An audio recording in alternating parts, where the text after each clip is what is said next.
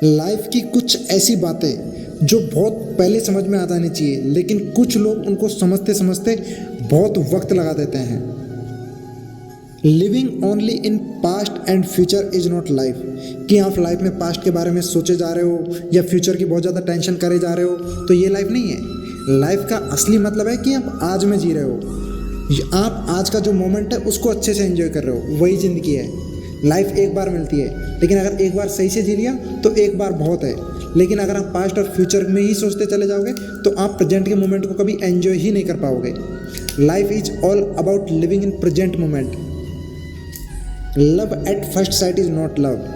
कि पहली नज़र का प्यार है, पहली बार देखा उस दिन ही प्यार हो गया, ऐसा सब कहने में ही अच्छा लगता है। लेकिन जैसे आपने पहली बार देखा तो हो सकता है कि वो एक शॉर्ट टर्म का अट्रैक्शन हो। आपको पहली बार में कोई चीज़ पसंद आ जाए, इसका कतई ये मतलब नहीं कि ज़िंदगी भर वो चीज़ आपको पसंद आने वाली है। पहली बार में आपको किसी से प्यार हो जाए, इसका कतई ये मतलब नहीं कि आपको ज़िंदगी भर उससे प्यार रहने वाला है। So love at first sight is not the real love. Ignoring symptoms is not cure. अगर आप छोटे छोटे लक्षणों को बार बार इग्नोर करे जा रहे हो और कोई बीमारी बहुत बड़ी बन गई है, इसका मतलब था कि आप कतई सावधान नहीं थे। जब आपको सिम्टम्स आ रहे हैं तो आपको तुरंत सावधान होना चाहिए।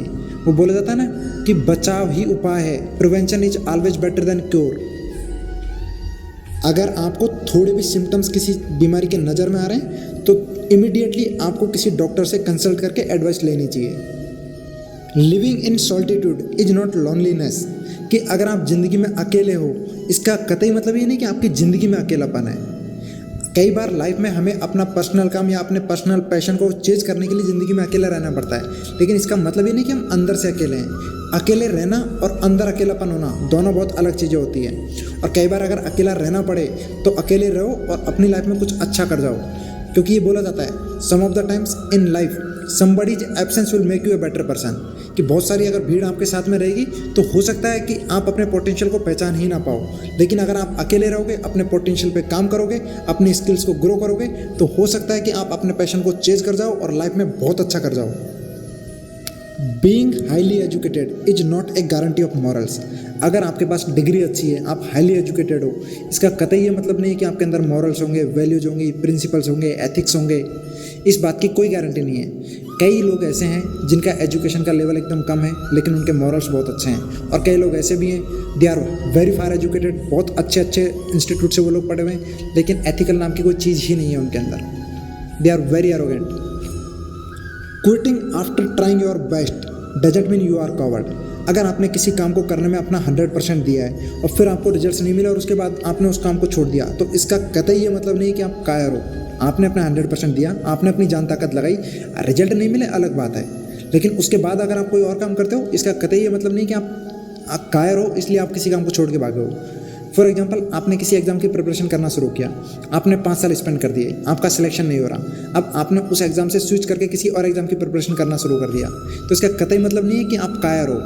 आपने अपना 100% दिया, रिजल्ट नहीं मिला अलग बात है, आपने दूसरी एग्जाम की प्रिपरेशन की, वहाँ आपका सिलेक्शन हुआ। Seeking for revenge is not a maturity. बदला लेने की भावना अगर आपके अंदर है, इसका मतलब आप मैच्योर नहीं हो, क्योंकि बदला लेने की भावना आपको कभी चैन से सोने नहीं देगी, आपको कभी संतुष्टि मिलेगी नहीं, आप हर टाइम बेचैन रहोगे। इससे बढ़िया है कि जिस भी इंसान ने आपके साथ चीट किया या दगेबाजी की या कुछ भी गलत किया, बदला लेने के बजाय आप अपनी लाइफ में अपने आप को ग्रो करने में बिजी रखो, वहाँ आपको ज़्यादा सेटिस्फेक्शन मिलेगा। अगर आप हमेशा बदला लेने की सोचते रहोगे तो सबसे ज़्यादा परेशान आप रहोगे, और ये मैच्योरिटी नहीं है। अगर आप खुद ही परेशान हो अपनी लाइफ में तो मैच्योरिटी थोड़ी है। Smiling at people is not expensive. जैसे अगर आप कहीं किसी इंसान को देख के मुस्कुरा दो और सामने वाले इंसान को अच्छा फील हो, तो इसमें आपका कोई पैसा थोड़ी ना लगा। लेकिन ये भी नहीं कि बेवजह मुस्कुराए जा रहे हो, पागलों की तरह हंसे जा रहे हो, सामने वाला सोच रहा है कि बेवकूफ़ है क्या है, ऐसा भी नहीं करना है। Anything over and above our survival is not a necessity. कि हमारे जीवन जीने के लिए जो चीज़ पर्याप्त है, उसके बाद कोई भी चीज़ हमारे जीवन की बहुत महत्वपूर्ण आवश्यकता नहीं है। हो सकता है कि हम उसके पीछे काम करें, अर्न करें, लेकिन वो नेसेसिटी नहीं है। ऐसा नहीं कि वो अगर नहीं मिली तो हम जी नहीं पाएंगे। Clearing the papers is not education. कि सिर्फ आप पढ़ पढ़ के अगर पेपर पास करे जा रहे हो तो इसका मतलब ही एजुकेशन नहीं है। एजुकेशन का मतलब है कि आपको रियल लाइफ का, रियल ज़िंदगी का ज्ञान होना। मॉकिंग पीपल इज़ नॉट क्रिटिसिज्म। अगर कोई इंसान किसी काम को कर रहा है और आप उसका मजाक बना रहे हो तो आप ये नहीं कह सकते कि मैं उसका क्रिटिसिज्म कर रहा हूँ। क्रिटिसिज्म और मॉकिंग अलग अलग चीज़ होती है। क्रिटिसिज्म का मतलब होता है कि उस इंसान के काम में आपने कुछ कमी बताई और उसको बताया कि अगर आप इनको इंप्रूव कर लेते हो तो आपका काम और बेहतर हो सकता है, ये होता है क्रिटिसिज्म। लेकिन आप उसके काम का अगर मजाक बना रहे हो तो ये होता है मॉकिंग।